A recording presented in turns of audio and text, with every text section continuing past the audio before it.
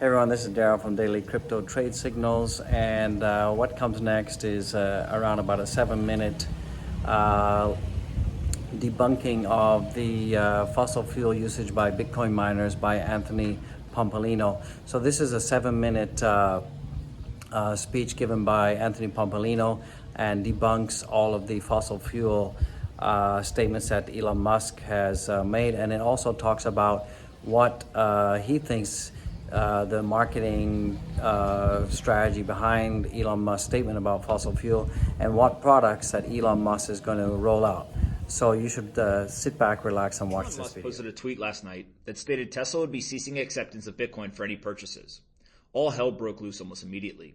Bitcoin was already down about 8% for the day, but the price dropped even further to under $50,000. The reasoning for Tesla's decision is that the company has concerns around the energy consumption needed to run the digital currency. There's a lot to unpack here, so let's dig into it. First, Elon Musk and Tesla did not sell any Bitcoin because of these energy concerns. They explicitly stated they are holding their Bitcoin. As I always say, don't listen to what people say, simply watch what they do with their money. Elon Musk owns billions of dollars of Bitcoin across his personal holdings, Tesla and SpaceX. He isn't selling that Bitcoin because of this inaccurate narrative. That should tell you everything you need to know. Next, the entire narrative of Bitcoin is bad for the environment is inaccurate. There is study after study that concludes Bitcoin is one of the single greatest financial incentives for the world to develop and adopt renewable energy. You can read fintech firm Square's white paper titled Bitcoin is Key to an Abundant Clean Energy Future with the link that I've provided. The logic behind this claim is that Bitcoin mining as a business requires an operator to find the cheapest power possible. The cost of electricity is the largest input in the business model. So in order to attain the highest levels of profitability, Bitcoin miners have been running around the world to find cheap power. That usually results in the miners consuming renewable power, which is historically the lowest cost power available. An additional point is that Bitcoin miners are persistent consumers of power. This is important because a material amount of energy production around the world is wasted because there's no one to consume it in real time, and the storage of energy is still facing too many obstacles. Because of this challenge, Bitcoin miners have become a preferred method for power grids to ensure that they can have a balanced grid at all times. When they have a surplus of power, they can monetize it by sending it to the Bitcoin miners.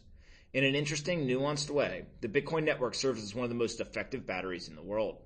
When we start talking about energy consumption in Bitcoin, many people will claim that miners in China predominantly use coal to mine the digital currency. That is not necessarily true either. According to Nick Carter and the team over at Coinmetrics, here are some interesting facts about power consumption and mining in China. Inner Mongolia was the second biggest coal-powered province in China for mining, but they recently banned mining. This reduced a big portion of coal miners. Xinjiang, which is the largest remaining mining-heavy province in China with lots of coal power, is still approximately 40 to 50% renewables. Sichuan and Wuhan, which accounts for about 50% of total hash rate during the wet season, starting this month, are almost 100% hydro-powered miners. There was a blackout in Xinjiang that only reduced Bitcoin hash rate by 25% in the dry season, and this suggests that China has lost significant market share when looking at a global hash rate. I highly suggest you follow Nick or pay attention to the research that the team puts out around this topic. So if China's miners are becoming more green while also losing market share, what is happening in the rest of the world? The United States and Canada are quickly gaining market share. These countries tend to have much more renewable energy focused power grids. This leads to more renewable energy mining facilities as well. One of my favorite examples is Great American Mining, an early stage company that is partnering with oil and gas companies to capture flare gas for use as the power source in Bitcoin mining rigs. Flare gas is one of the worst things that humans do for the environment. So the fact that Bitcoin miners are able to capture that waste before it harms the environment is quite interesting. Not only are they refraining from the use of coal, but they are actually preventing other industries from creating environmental destruction. Next up in the debunking of this nonsense is the comparison of Bitcoin and US dollar energy consumption. This is frankly the easiest part of the conversation. I've included a photo that Michael Arrington posted on Twitter.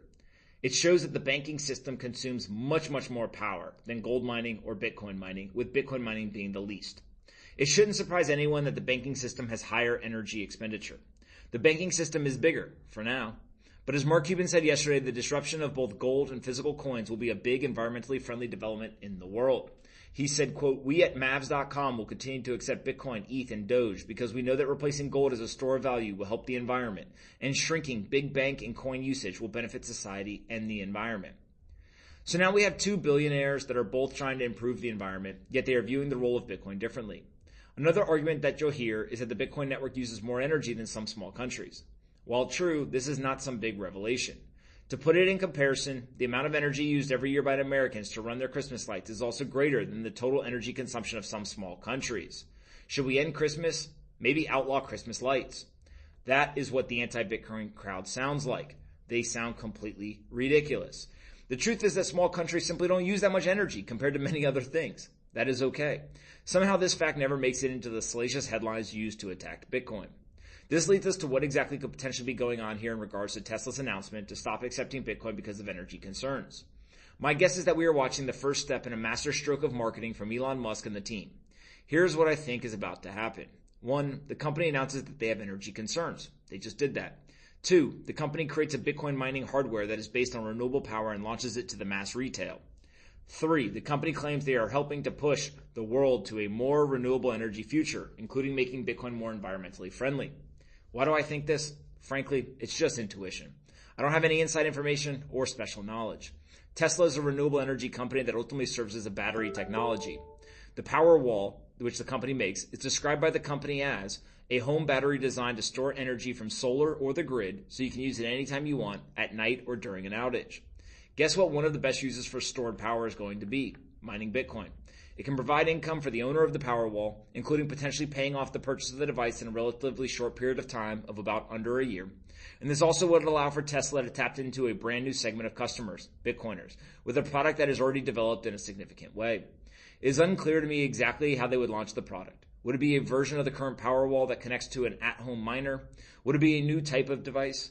Maybe a refurbished Powerwall that is vertically integrated? No one knows. But it feels like this is all a big ploy to get into the renewable power mining business. Long term, this is smart for Tesla and Elon if that is what they are doing. Short term, it causes chaos in markets. I spent all morning running from CNBC to CNN to Twitter to email to text messages. Everyone asking the same questions over and over again. While it is annoying that we have to keep debunking this FUD, we do know one thing is certain. Bitcoin is anti-fragile. It has been attacked over and over again for 12 years. The digital currency continues to survive each attack. In fact, it continues to thrive despite the attacks. The $1 trillion asset can't be stopped by any person or group.